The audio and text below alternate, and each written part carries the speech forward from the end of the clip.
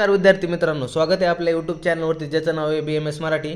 तर आजच्या व्हिडिओमध्ये आपण एनाटॉमी 2 पेपर 2 चे IMP आणि काही PYQ पाहणार आहे जे आपल्या पेपरमध्ये रिपीट होण्याचे चान्सेस आहेत किंवा येऊ शकतात। यामध्ये का विद्यार्थ्यांना असं नाही करायचं की पेपरला जाण्यापुरते नुसतं IMPच करून जायचंय आणि दुसरा काय सिलेबसचा अभ्यास करायचा नाही। IMP फक्त एक आहे आपले जो आपला अभ्यास चाललाय आणि एक प्रकारे आपल्या दृष्टिकोन मिळतो की आयडिया मिळतो की अभ्यास कसा करावा आणि कोणते यातले टॉपिक यातले LQ साठी आणि SQ साठी विचारले जाऊ शकतात। यासाठी हे टॉपिक आहे, कोणी पण असं करून जायचं नाही की नुसते IMP करूनच पेपरला जायचंय।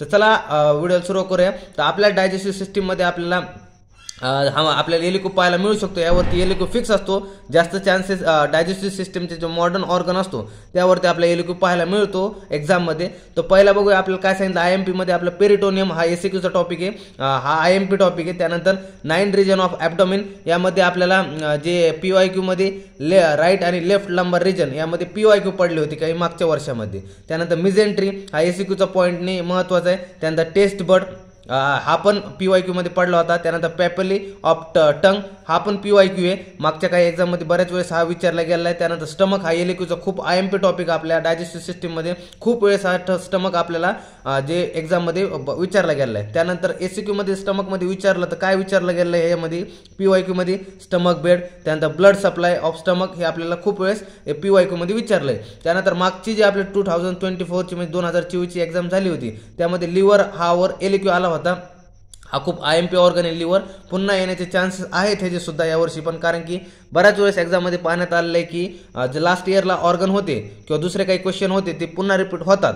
तर त्यानुसार हा ऑर्गन तुम्हाला करून जायचा। लिव्हर खूप IMP ऑर्गन आहे, त्यावरती जे PYQ पडले होते त्यावरती SQ काय आले होते लिव्हरवरती इन्फिरियर सरफेस, क्वाड्रेट लोब आणि पोस्टिरियर सरफेस यावरती आपल्याला PYQ मागच्या काही एक्झाम मध्ये पाहायला मिळाले होते। त्यानंतर बिलिअरी ॲपरेटस यावरती आपल्याला SQ पाहायला PYQ मध्ये मिळाला होता IMP टॉपिक हा। त्यानंतर पॅनक्रियाज LQच्या दृष्टिकोनाने पॅनक्रियाज खूप IMP आहे, स्टमक लिव्हर त्यानंतर हा पॅनक्रियाज डायजेस्टिव्ह सिस्टीम मध्ये IMP हा ह्या LQच्या पॉईंटने। त्यानंतर पाहायला गेलं तर ड्युडेनम हा सुद्धा IMP टॉपिक आहे, म्हणजे LQच्या दृष्टिकोनाने खूप IMP टॉपिक आहे ड्युडेनम हा LQ ला विचारला जाऊ शकतो। त्यानंतर पुढे पाहायला गेलं जो ॲब्डोमिनल आयोटा हा SQ ने खूप महत्त्वाचा आहे की आयोटाचा कोणता पार्ट आहे। ॲब्डोमिनल आयोटा हा SQ मध्ये बऱ्याच वेळेस विचारला गेला आहे। त्यानंतर अपेंडिक्स खूप IMP टॉपिक आहे SQच्या दृष्टिकोनातून, खूप वेळेस एक्झाम मध्ये PYQच्या एक्झाम मध्ये प्रिव्हियस इयरच्या एक्झाम मध्ये खूप वेळेस अपेंडिक्स विचारला गेला आहे।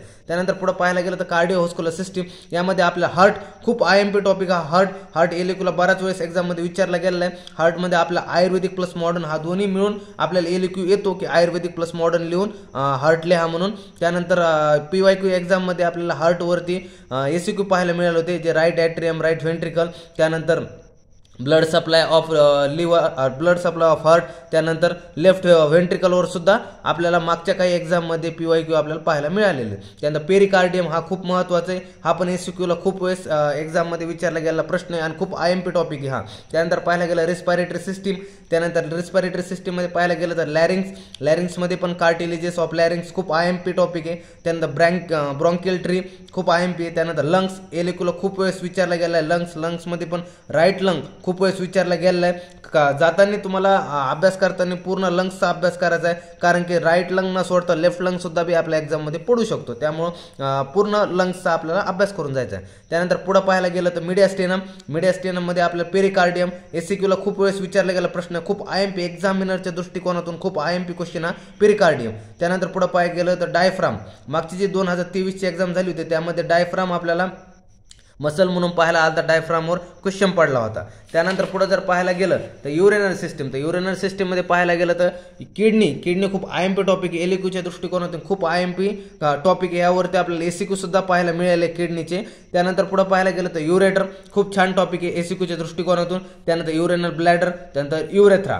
पुढे जर पाचवं पाहायला गेलं तर रिप्रोडक्टिव्ह सिस्टीम मध्ये प्रोस्टेट ग्लँड, व्हास्ट डिफरन्स आणि स्ट्रक्चर ऑफ स्पम हे खूप IMP टॉपिक आहे, प्रिव्हियस इयरच्या एक्झाममध्ये खूप वेळेस विचारले गेले. त्यानंतर पुढे पाहायला गेलं fallopian tube, ovary, ligament of uterus हे पण जे फिमेल रिप्रोडक्टिव्ह सिस्टीम आहे त्यामध्ये आपल्याला हे पाहायला मिळते IMP टॉपिकमध्ये. प्रिव्हियस इयरमध्ये सुद्धा यावरती खूप प्रश्न पडलेले आहेत. त्यानंतर पाहायला गेलं तर सेन्सरी ऑर्गन, सगळ्यांना माहिती आहे की सेन्सरी ऑर्गन आपल्या फिक्स पेपर 2 मध्ये एक फिक्स अॅनाटॉमीचा एक असतो सेन्सरी ऑर्गन. जाताना पूर्ण आपल्या 5 चे 5 सेन्सरी ऑर्गन करून जायचे. जे 2023 ची एक्झाम झाली होती त्यामध्ये आय बॉलवरती आपल्याला एक LQ पाहायला मिळाला होता आणि 2024 च्या एक्झाम मध्ये आपल्याला टंगवरती LQ पाहायला मिळाला होता. तर यावर्षी कोणत्या सुद्धा बी जे सेन्स ऑर्गन आहे त्यावरती आपल्याला LQ पाहायला मिळू शकतो. जर पुढे पाहायला गेलो तर आयुर्वेदिक टॉपिक, कोष्ठ, आशयशारी आणि कला.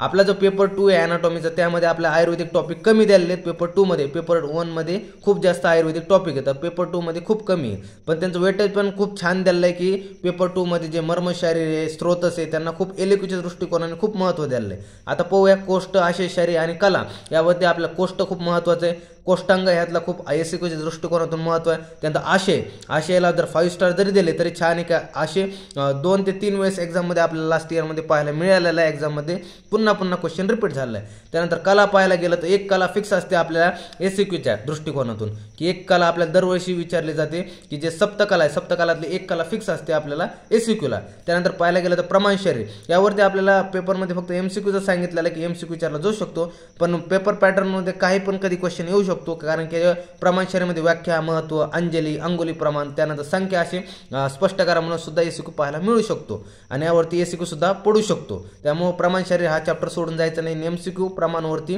शरीरवरती आपल्याला पाहायला मिळतात.